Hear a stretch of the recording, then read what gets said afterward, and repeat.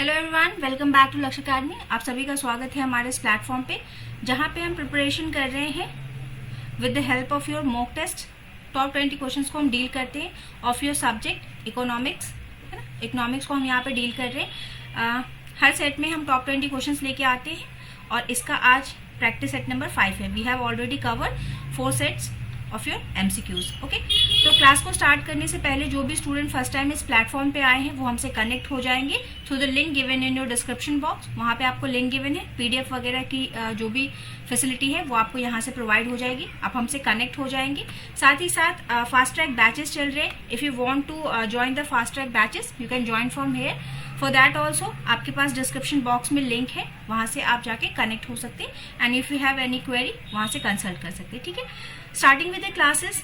चलिए, हमारा आज का सबसे पहला क्वेश्चन है that is from your national income. राष्ट्रीय आय से आपका पहला क्वेश्चन है ना।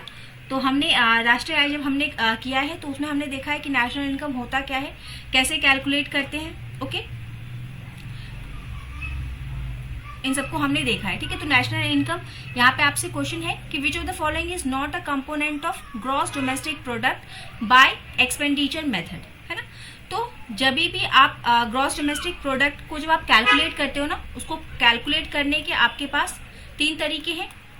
One is your product method, another is your income method, है ना, उत्पाद मेथड जिसको आप जीवीए कहते हैं, ग्रॉस वैल्यू एडेड मेथड। दूसरा है आपका इनकम मेथड, आई मेथड, और तीसरा है आपका एक्सपेंडिचर मेथड। तो उसी के बारे में आपसे पूछ रहा है कि जब आप ग्रॉस जीडीपी, सकल घरेलू उत्पाद को जब आप एक्सपेंडिचर मेथड से निकालने जाते हो तो इनमें से कौन सा कारक उसमें नहीं मिलता है आपको, है ना। आपको बताना है कौन सा कारक नहीं मिलता है। ऑप्शंस हैं आपके पास consumption, investment, net export and depreciation, है ना। आपको बताना है कौन सा कारक नहीं आता है। अगर आपको फॉर्मूला ध्यान में है तो you can do it easily.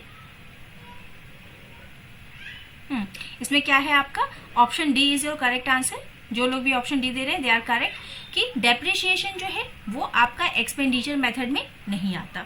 Okay, तो एक्सपेंडिचर में जब भी हम निकालने जाते हैं अपना जीडीपी तो हमारा फॉर्मूला क्या रहता है, consumption that is C plus I plus your, एक होता है आपका C that is consumption, I for your investment, plus G government के जितने भी स्पेंडिंग्स है वो, गवर्नमेंट जो खर्चा करती है वो, प्लस आपका नेट एक्सपोर्ट। नेट एक्सपोर्ट आप कैसे निकाल लेते हैं, जितना भी एक्सपोर्ट हुआ है उसमें से माइनस कर देंगे आप इंपोर्ट को, तो आपका ये नेट एक्सपोर्ट आपको मिल जाता है। तो यहाँ पे कहीं भी हमारा आपका डेप्रिसिएशन नहीं आया, दैट्स वाई एक्सपेंडिचर मेथड में कहीं भी डेप्रिसिएशन नहीं आता। ओके, चलिए नेक्स्ट आएंगे क्वेश्चन नंबर 2 पे। हम क्वेश्चन नंबर 2 आपसे कहता है कि in context of the physical policy, राजकोषीय नीति के संदर्भ में निम्नलिखित में से कौन सा राजकोषीय घाटे को कम करेगा, है ना। कि हमको पता है कि फिजिकल डेफिसिट, जो फिजिकल पॉलिसी है हमारी, किससे संबंधित है। इसमें 2 चीजें आती हैं कि सरकार के पास आय के क्या स्रोत है ना, इनकम के क्या सोर्सेस हैं, और उसकी एक्सपेंडिचर, उसका स्पेंडिंग कहाँ कहाँ होता है, सरकार कहाँ कहाँ खर्चे करती है ना। तो ये 2 घटक को मिलाकर के आपका क्या बनता है, राजकोषीय नीति बनती है। उसमें आपको बताना है कि देखिए, एक तो इनकम, एक एक्सपेंडिचर, है ना। तो आपको बताना है कि अगर मान लीजिए कि हमारा सरकार का खर्चा ज्यादा हो जाए उसकी आय से, है ना, आय कम हो जाएगी, खर्चा ज्यादा हो जाएगा, तो क्या हो जाएगा वहां पे आपका फिजिकल डेफिसिट, घाटा हो जाएगा, क्योंकि खर्चा ज्यादा हुआ है, आमदनी कम है। तो इनमें से कौन सा ऐसा फैक्टर है, कौन सी ऐसी चीज है जो फिजिकल डेफिसिट को कम करने में हमको मदद करेगी। इंक्रीज इन द सब्सिडी, कि सब्सिडी को बढ़ा दिया जाए तो हमारा राजकोषीय घाटा कम हो जाएगा। Decrease in the revenue receipt, जो हमारा राजस्व प्राप्ति है उसको कम कर देंगे तो घाटा कम हो जाएगा। Increase in the tax revenue, and last is your increase in the government expendings, government के खर्चों को और बढ़ा दीजिए, है ना, तो हमारा घाटा कम हो जाएगा।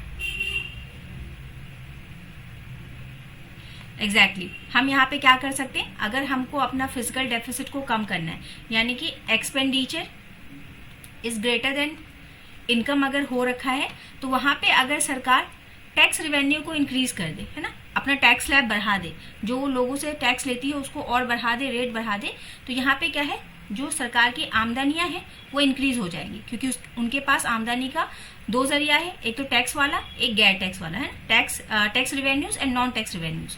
तो यहाँ पे क्या है, टैक्स रिवेन्यू को अगर इंक्रीज कर देंगे तो हमारा फिजिकल डेफिसिट जो है वो कम हो जाएगा। चलिए नेक्स्ट आएंगे question number 3, that is your, आपका क्वेश्चन कहता है इन्फ्लेशन टारगेटिंग का आपका क्वेश्चन है ना, यानी कि हमको क्या करना है, मुद्रास्फीति को टारगेट करके अपनी पॉलिसीज बनानी है। कौन सी पॉलिसी, आपका इन्फ्लेशन किससे टारगेट होता है, मुद्रास्फीति को आप किससे टारगेट कर सकते हैं, कौन सी नीति से प्रभावित कर सकते हैं, मौद्रिक नीति, है ना, मॉनेटरी पॉलिसी जो है, इससे सरकार अपने इन्फ्लेशन को कम या ज्यादा करती है। तो इन्फ्लेशन टारगेटिंग क्या है, इट इज अ टर्म कि आपका सरकार ने इन्फ्लेशन टारगेटिंग को चुना है कि हम जो हमारी मुद्रास्फीति है ना उसी को ध्यान में रख के हम अपनी मॉनेटरी पॉलिसी बनाएंगे, है ना, कि अगर मुद्रास्फीति बहुत ज्यादा है तो हम ऐसी पॉलिसीज लाएंगे जिससे कि उसको कम किया जा सके, और अगर कम है तो ऐसी पॉलिसीज में ऐसे चेंजेस करेंगे कि उसको ऊपर लाया जा सके, है ना, that is your inflation targeting. इसी को आप इन्फ्लेशन टारगेटिंग बोलते हैं। और ये होता कैसे, मॉनेटरी पॉलिसी के द्वारा इसको नियंत्रित करते हैं, है ना। तो कह रहे consider the following statements about inflation targeting in India. आपको बताना है कब लाया गया, कब से अडॉप्ट कर रहे हैं हम, 2016 से कर रहे हैं। The target inflation is 4%। हमने ये सोचा है कि हम 4% के रेंज में ही रखेंगे विद 2% प्लस और 2% माइनस टॉलरेंस बैंड, कि हम अपने इस पॉइंट का मतलब है कि इन्फ्लेशन टारगेटिंग के तहत सरकार क्या चाहती है कि 4% पे हम अपना मुद्रास्फीति रखें, है ना, कि इन्फ्लेशन अगर हो भी तो 4% तक हो, प्लस 2% ऊपर चला जाए, यानी कि 6% टू योर 2%, है ना, कि 2% ऊपर 2% नीचे, लेकिन हमारा टारगेट क्या है कि 4% पे रखेंगे। थोड़ा 2% ऊपर जा सकता है, 2% नीचे आ सकता है, इतना हमने टॉलरेंस, इतनी हमने इसको सहने की क्षमता बना के रखी है। थर्ड पॉइंट कहता है कि RBI monetary policy committee sets the inflation target. जो आरबीआई की आपकी मॉनेटरी पॉलिसी कमिटी है ना, MPC, एक कमिटी बनती है जिसका काम है आपका मॉनेटरी पॉलिसी को रिवाइव करना, रिव्यू करना, जिसमें आपके 6 मेंबर्स होते हैं, है ना। तो वो सेट करती है इसको। आपको बताना है कौन कौन से ऑप्शन यहाँ पे आपके सही हैं।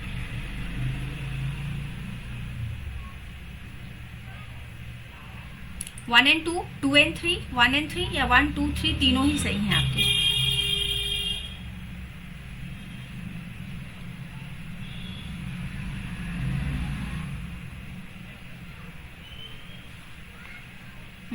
Option number A is correct. देखिए ये सही है कि ये टारगेटिंग हमने कब से स्टार्ट किया है, कब से हमने ये चीज को लागू किया है, 2016 से। और ये बात भी सही है कि हमारा टारगेट है वो 4% का है विद 2% प्लस एंड 2% माइनस। हम इसको लेके चलते हैं कि हाँ थोड़ा सा 19-20 हो सकता है। ओके, तो 1 and 2 इज ऑलनी करेक्ट। एमपीसी आपका इसको तय नहीं करता। ओके, चलिए नेक्स्ट आएंगे हम।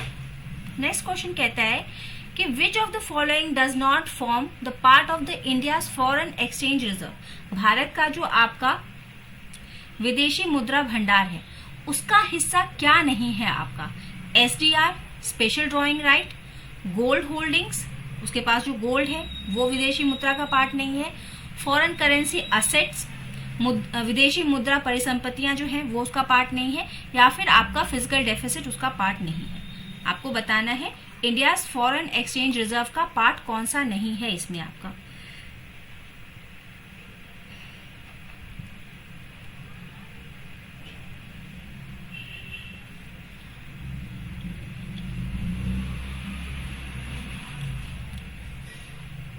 देखिए हमसे पूछा है कि रिजर्व का पार्ट नहीं है, तो रिजर्व में हम क्या क्या रख सकते हैं। हम स्पेशल ड्रॉइंग राइट्स रख सकते हैं, है ना।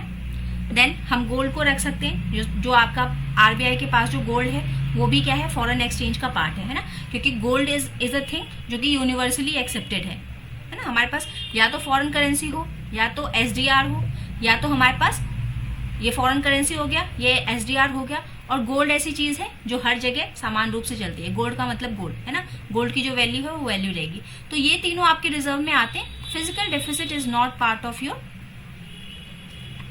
फॉरेन रिजर्व, है ना। चलो नेक्स्ट क्वेश्चन है मुद्रास्फीति लक्ष्य निर्धारण के लिए आरबीआई द्वारा किस सूचकांक का उपयोग किया जाता है। Which index is use by RBI to anchor the inflation targeting, है ना? Wholesale price index, CPI, consumer price index, combined वाला, जीडीपी, डिफ्लेटर, या फिर आपका CPI, consumer price index in the industrial workers. आपको बताना है कौन सा आरबीआई के द्वारा यूज किया जाता है इन्फ्लेशन टारगेटिंग को एंकर करने के लिए, है ना?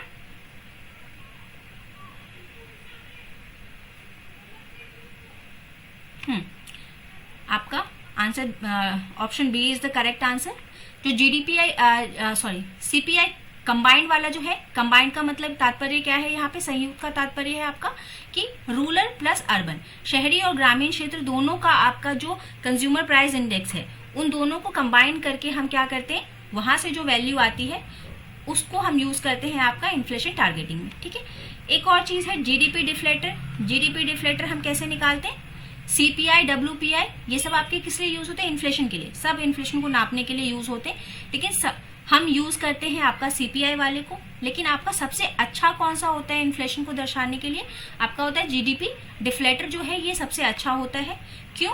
क्योंकि इसमें आपका जो इन्फ्लेशन है करंट प्राइस पे और कांस्टेंट प्राइस पे दोनों को ही हम इंक्लूड कर लेते हैं। इसका फॉर्मूला क्या है आपका, नॉमिनल जीडीपी, है ना, यानी कि जो कांस्टेंट प्राइस पे है, जिसमें हमने महंगाई के बारे में कोई बात नहीं की, हमने इन्फ्लेशन को नहीं इंक्लूड किया है।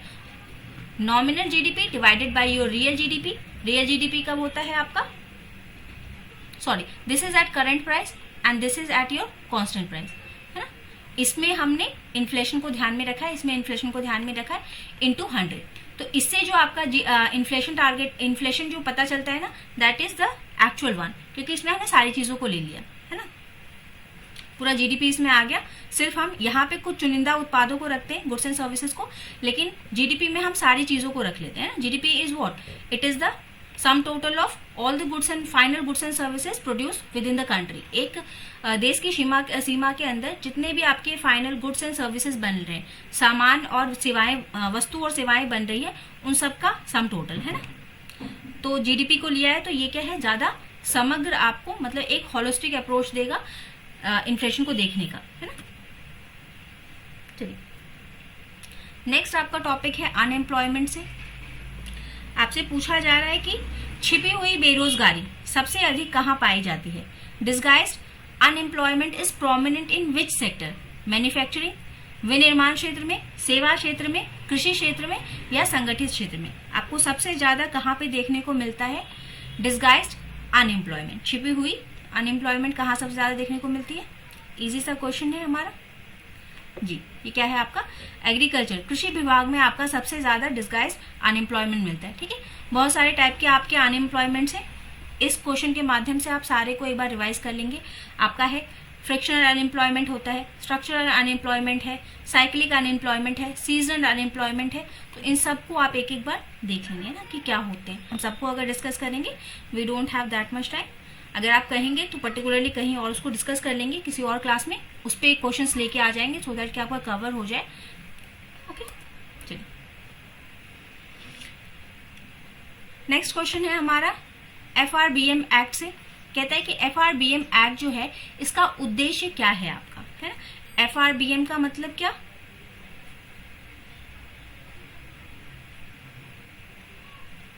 ये एक्ट आपका आया क्या है जी, ये 2003 में आया है और इसका उद्देश्य क्या है आपको बताना है। इंक्रीज फॉरेन इन्वेस्टमेंट, विदेशी निवेश को बढ़ाना, control the black money, black money को कंट्रोल करना, आपका काले धन पे नियंत्रण करना, maintain the physical discipline and your promote industrialisation, या फिर आपका औद्योगिकरण को बढ़ावा देना। क्या इसका आपका उद्देश्य है जी, it is what, it is your see, maintain the physical discipline. Okay, इसका फुल फॉर्म क्या है आपका, फिजिकल रिस्पॉन्सिबिलिटी एंड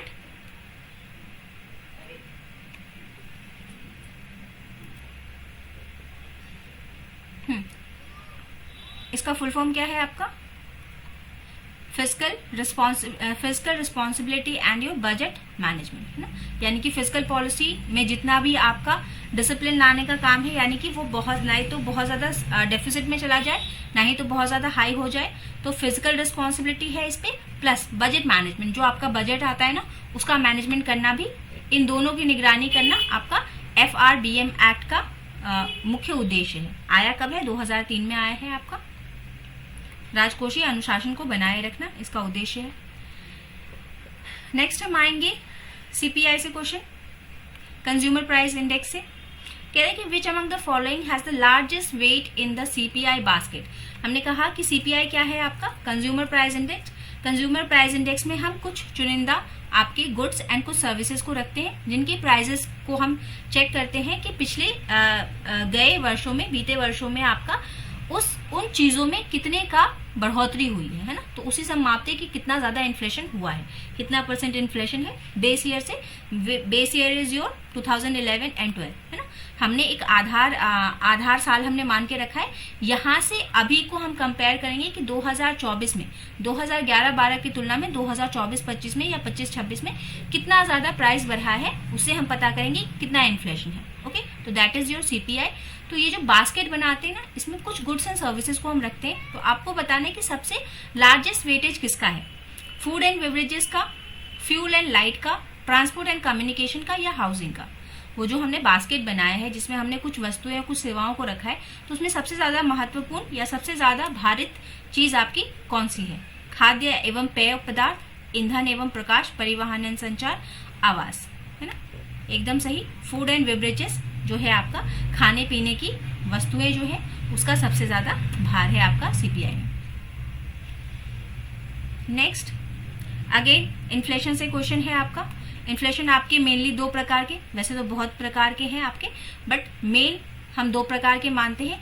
एक है आपका cost push and demand pull, है ना। कॉस्ट पुश आपका है जब आपका लागत बढ़ जाए, उत्पादन करने की लागत बढ़ जाए, तो अगर किसी चीज की कॉस्ट बढ़ेगी तो ऑटोमेटिकली वो सेल भी होगा हायर प्राइसेस पे, है ना। तो इसको हम क्या बोलते हैं? Cost push. जब लागत बढ़ने की वजह से आपकी महंगाई बढ़ती है तो वो कॉस्ट पुश हो जाता है। और डिमांड पुल क्या है आपका? जब आपका मांग ज्यादा हो जाए, लोगों के हाथ में पैसे बहुत ज्यादा आ जाए और लोग मांग बहुत ज्यादा करने लगे किसी उत्पाद की, तो उसका प्राइस क्या है? अपने आप ऊपर जाने लगता है ना। तो आपसे पूछा है कि जो डिमांड पुल इन्फ्लेशन है, जो आपका मांग की वजह से जो इन्फ्लेशन आया है, उसके क्या कारण है ना। इन तीनों में से बताना है कि कौन सा कारण सही है, कौन सा गलत है, आपको बताना है। Increase in the public expenditure, कि जो आपका लोगों का खर्चा है वो यहाँ पे इंक्रीज होता है। Rise in the disposable income, लोगों के हाथ में जो पैसा है खर्च करने लायक, है ना, तो वो पैसा बढ़ जाए। या फिर सप्लाई शॉक्स, किस वजह से आपका डिमांड पुल जनरेट होगा, आपको बताना है।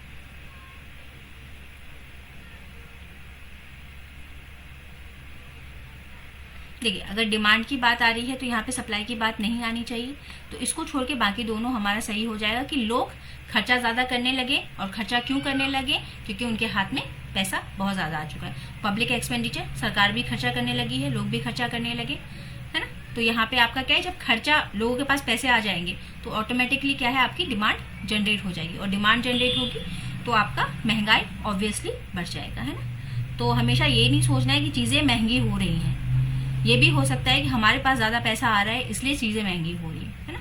तो दे आर द हर सिक्के के दो पहलू होते हैं, वही वाला कॉन्सेप्ट है यहाँ पे। नेक्स्ट हम यहाँ पे आएंगे। नेक्स्ट क्वेश्चन हमारा, which of these is not part of the capital account in BOP?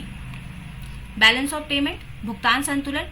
आपके जब भी आप अंतर्राष्ट्रीय व्यापार करते हैं, फॉरेन ट्रेड करेंगे, तो आपको दो अकाउंट्स बनाने पड़ते हैं। इकोनॉमिक्स में भी आपको अकाउंट बनाना पड़ता है, एक बनाना पड़ता है BOT, एक बनाना पड़ता है BOP। BOT में आप सिर्फ ट्रेडिंग को लिखते हैं ऑफ गुड्स, ओनली गुड्स, है ना। हम सिर्फ गुड्स की ट्रेडिंग को लिखते हैं। Export and import of goods को हम सिर्फ जब हमको लिखना होता है तो हम BOT में लिखते हैं। और जब हमको बोथ, इसको हम क्या बोलते हैं? विजिबल्स। सिर्फ गुड्स को अगर लिखते हैं तो हम क्या बोलते हैं? विजिबल्स की रिकॉर्डिंग कर रहे हैं। लेकिन BOP में हम क्या करते हैं? विजिबल प्लस इनविजिबल, यानी कि आपका गुड्स भी आ जाता है यहाँ पे, प्लस यूनिलेटरल ट्रांजैक्शंस, एक तरफा जो ट्रांजैक्शन है, हमने किसी को ग्रांट दिया, किसी को लोन दिया, किसी को चैरिटी दी, है ना, किसी को फ्री में हमने खाद्यान्न दिया, तो एक तरफा जो पेमेंट है वो आ जाता है आपका। और चौथी चीज आ जाती है 1 2 3 and fourth thing is your loans and borrowings, जो हम दूसरे देशों से लोन लेते हैं या उनको लोन देते हैं, तो उसकी भी रिकॉर्डिंग हम कहाँ करते हैं, इन चारों चीजों की रिकॉर्डिंग हम बीओपी में करते हैं, भुगतान संतुलन में। ओके, तो आपसे पूछ रहा है। और बीओपी में दो तरीके के खाते आप बनाते हैं, एक बनाते हैं करंट खाता जिसमें हम चालू चीजें लिखते हैं, एक साल के अंदर होने वाली चीजें, जैसे सैलरी हो गया, आपका कहीं से इंटरेस्ट आ रहा है, आपने किसी को इंटरेस्ट दिया, आपने किसी से इंटरेस्ट लिया। दूसरा हम यहाँ पे लिखते हैं आपका कैपिटल अकाउंट बनाते हैं, जो पूंजीगत चीजें हैं वो लिखते हैं। तो आपको बोल रहे हैं कैपिटल अकाउंट का पार्ट कौन सा नहीं है, FDI, FPI, external commercial borrowings या फिर रेमिटेंसेस फ्रॉम योर एनआरआई, कौन सा पार्ट नहीं है आपका पूंजीगत खाते का।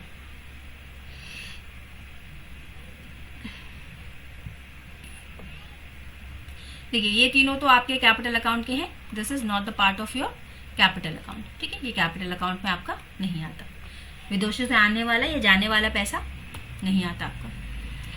नेक्स्ट, नीति आयोग पे निर्धारित question, which of the following is true about the NITI Aayog. It is a constitutional status, ये एक संवैधानिक दर्जा रखने वाला आपका आयोग है। It allocates the fund to the state, ये राज्यों को फंड देने का काम करता है। It acts as a think tank, ये एक थिंक टैंक की तरह काम करता है।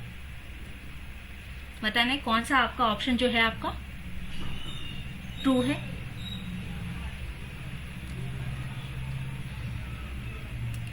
ये दोनों आपका गलत है, दिस इज योर करेक्ट, मतलब ऑप्शन नंबर सी, जो लोग भी सी आंसर दे रहे हैं दे आर करेक्ट, कि ये सिर्फ एक थिंक टैंक की तरह काम करता है, ये आपका एलोकेट नहीं करता funds between the state and states में, ये एलोकेट नहीं करता, इसका काम नहीं है, इसके लिए अलग से एक आपका आयोग है ना, जो आपका डिस्ट्रीब्यूट करने का काम करता है। और ये कॉन्स्टिट्यूशनल नहीं, कॉन्स्टिट्यूशनल स्टेटस इसको नहीं मिला। कॉन्स्टिट्यूशनल स्टेटस मिलने का मतलब क्या, कि इसके बारे में वर्णन कहीं ना कहीं आपके संविधान में इसके बारे में वर्णन है, बट हमारा संविधान जब बना हुआ है उस वक्त आपका नीति आयोग जैसी कोई चीज नहीं थी, है ना। चलिए, तो इसलिए कॉन्स्टिट्यूशनल स्टेटस आपका नहीं है। नेक्स्ट क्वेश्चन आएंगे, विच of the following is not a feature of Indian, which of the following is not a feature of Indian mixed economy. Bharat आपका एक मिश्रित अर्थव्यवस्था है ना, इसको हमने लिया कहां से, मिश्रित अर्थव्यवस्था को। चलिए पहले हम आंसर देख लेते हैं फिर आगे डील करते हैं। बताना है कि इसका कौन सा एक फीचर नहीं है, विशेषता नहीं है मिश्रित अर्थव्यवस्था की। पब्लिक सेक्टर डोमिनेंस, यहाँ पे आपका सार्वजनिक क्षेत्रों की प्रभुत्व है। फ्री मार्केट रेगुलेशन, यहाँ पे आपका फ्री मार्केट रेगुलेशन है। लेजेस फेयर अप्रोच है ना, जैसे मन, लेजेस फेयर मतलब जैसे मन जो करना है वो करो, कोई किसी का रोक टोक नहीं है आपको, ऐसा है क्या। को existence of public private and public sector, आपको बताना है कौन सा एक फीचर नहीं है ना, बाकी सारे फीचर है, कोई एक नहीं है ना। एग्जैक्टली जो आपका लेजेस फेयर वाला अप्रोच है ना, ये आपका नहीं है यहाँ पे। ऐसा नहीं है कि आप कुछ भी करेंगे सब कुछ चलेगा, ऐसा नहीं चल सकता। यहाँ पे आपका एक संविधान है, एक कानून व्यवस्था है, आप कुछ भी यहाँ पे नहीं कर सकते, है ना। कुछ अगर गलत करेंगे तो वहां पे सरकार का इंटरवेंशन होगा, सरकार हस्तक्षेप करेगी, है ना। चलिए, ये मिक्स्ड जो इंडियन मिक्स्ड इकोनॉमी वाला सिस्टम है ना, मिश्रित अर्थव्यवस्था हमने कहाँ से ली है, यूएसएसआर से ली है, ओके, इन 1950s। ओके, चलिए, इससे पहले हम स्टार्टिंग के 3 सालों में हम 1947 से 50 तक हम मिश्रित अर्थव्यवस्था में नहीं थे। मिश्रित अर्थव्यवस्था हम बने हैं 50 में, और ये कॉन्सेप्ट हम लेके आए हैं यूएसएसआर से, सोवियत संघ से लेके आए हैं हम। Next question, what is your Gini coefficient. Gini गुणांक मापता है किसको, इकोनॉमिक ग्रोथ को, अनएम्प्लॉयमेंट को, इनकम इनइक्वालिटी को, इन्फ्लेशन को। आर्थिक विकास, बेरोजगारी, आय असमानता या मुद्रास्फीति, किसको नापता है आपका गिनी कोफिशिएंट, इनकम इनइक्वालिटी को। आपका आय असमानता को नापने के लिए हम किस गुणांक का यूज करते हैं, गिनी कोफिशिएंट उसका नाम है जिसका हम इस्तेमाल करते हैं। और आपका जितना ज्यादा हायर गिनी कोफिशिएंट होगा उतना ज्यादा क्या है आपका असमानता आपके देश में होगी। देयरफॉर जितना नीचे रहे गिनी कोफिशिएंट उतना अच्छा है हमारे लिए, है ना। Next, the term gig economy किसको समझाता है ना, गिग इकोनॉमी से आप क्या समझते हैं। लार्ज स्केल इंडस्ट्रीज, बड़े पैमाने के उद्योग, सरकार प्रधान अर्थव्यवस्था, government dominated economy, freelance and contractual workforce, या फिर इनफॉर्मल सेक्टर। गिग इकोनॉमी आजकल बहुत ज्यादा न्यूज में है ना, अभी काफी ये न्यूज में रहा है, तो आपको इसका पता होना चाहिए कि होता क्या है, एटलीस्ट इतना हमको पता होना चाहिए, क्योंकि जो चीजें आपके न्यूज में रहेंगी ना, करंट में रहेंगी, तो उन चीजों से क्वेश्चन आने का आपका बहुत ज्यादा चांसेस बढ़ जाता है ना।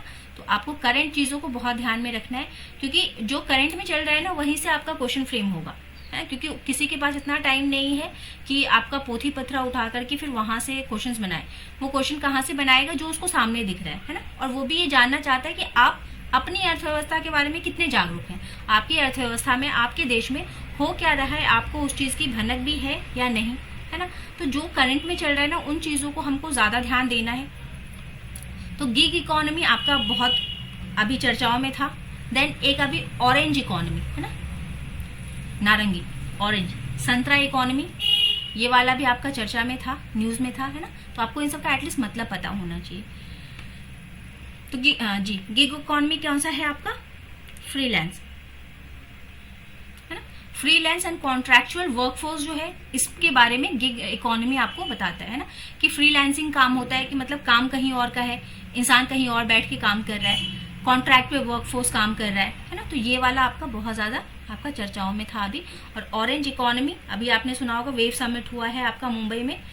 This is related to your creativity, innovation, entertainment, जो आपका फिल्म इंडस्ट्री वगैरह उनसे संबंधित है। ऑरेंज इकोनॉमी, वेव समिट हुआ है आपका मुंबई में, है। तो इतना याद रख लेंगे कि अगर आपसे पूछ ले कि व्हाट इज ऑरेंज इकोनॉमी, तो ऑरेंज इकोनॉमी किससे संबंधित है, आपका एंटरटेनमेंट क्षेत्र से, क्रिएटिविटी से, है ना। चलिए नेक्स्ट, ब्लू इकोनॉमी, एक और आ गया। Blue economy concept in India primarily focuses on, जो आपका ब्लू अर्थव्यवस्था है वो किससे संबंधित है, tourism, space and research, marine resources and sustainability, water privatisation, पर्यटन, अंतरिक्ष अनुसंधान, समुद्री संस्थान और स्थिरता, या फिर जल निजीकरण। ये आपका किससे संबंधित है, marine resources and sustainability. Okay, C is the correct answer. जो भी सी दे रहे हैं जो स्टूडेंट, दे आर करेक्ट।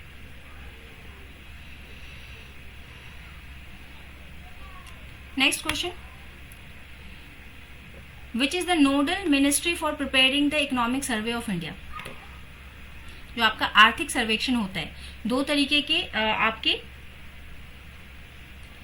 वित्तीय विवरण आपका सरकार पेश करती है। एक पेश करती है बजट, है ना, जो आपका भविष्य पे आधारित है ना, कि भविष्य में जो भी खर्चे और आमदनी होंगी उसका पूरा ब्यौरा, उसका पूरा विवरण आप बजट में देते हैं, है ना। बजट नाम का कोई उल्लेख नहीं है हमारे संविधान में।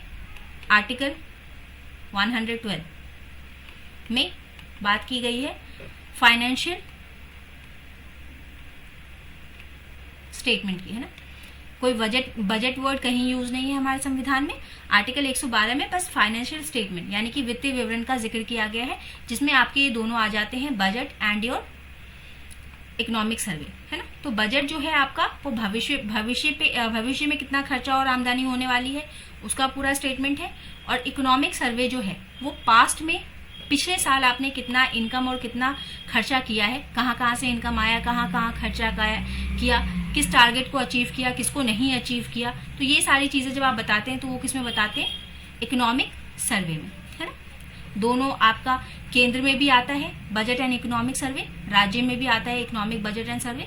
तो केंद्र और राज्य दोनों ये दो विवरण को आपका साझा करते हैं पब्लिक के साथ। तो वही आपको बताना है कि इकोनॉमिक सर्वे जो है ये कौन लेके आता है, ministry of commerce, statistics, finance या नीति आयोग, है ना। क्योंकि जो बजट लेके आएगा वही इकोनॉमिक सर्वे लेके आएगा आपका। Next, what is the main objective of PM गति शक्ति स्कीम। प्रधानमंत्री गति शक्ति स्कीम आपका किससे संबंधित है, स्किल डेवलपमेंट,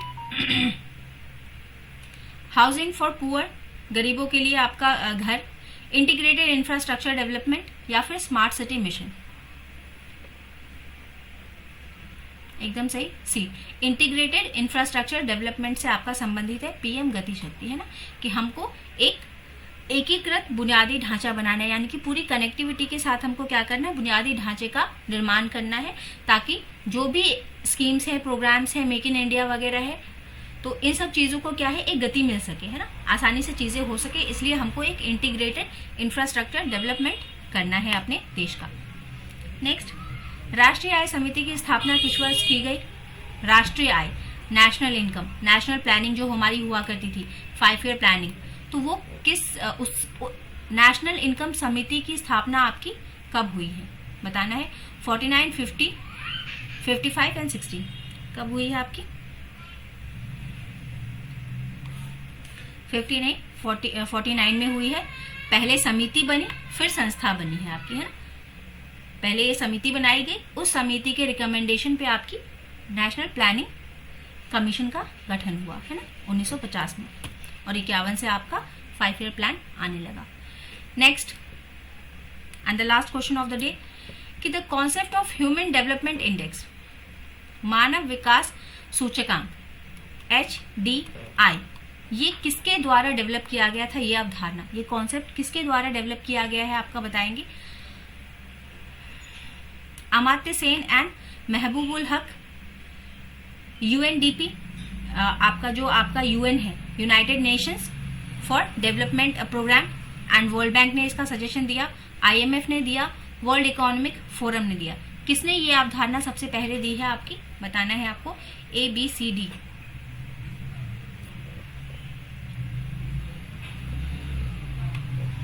ये अवधारणा आपके अमर्त्य सेन एंड महबूबुल हक ने ये कॉन्सेप्ट आपका दिया कि there should be an index that is known as human development index. ऐसा एक आपका सूचकांक होना चाहिए जो मनुष्य की विकास के बारे में बताए, है ना, किसी भी अर्थव्यवस्था में मानवों का किस तरीके से विकास हो रहा है उसके बारे में बताए, ऐसी एक इंडेक्सिंग होनी चाहिए। ओके, तो these were your questions for today's session. अगले सेशन में मिलेंगे हम कुछ इंपॉर्टेंट क्वेश्चंस के साथ। Till then, thank you everyone, have a nice and wonderful day.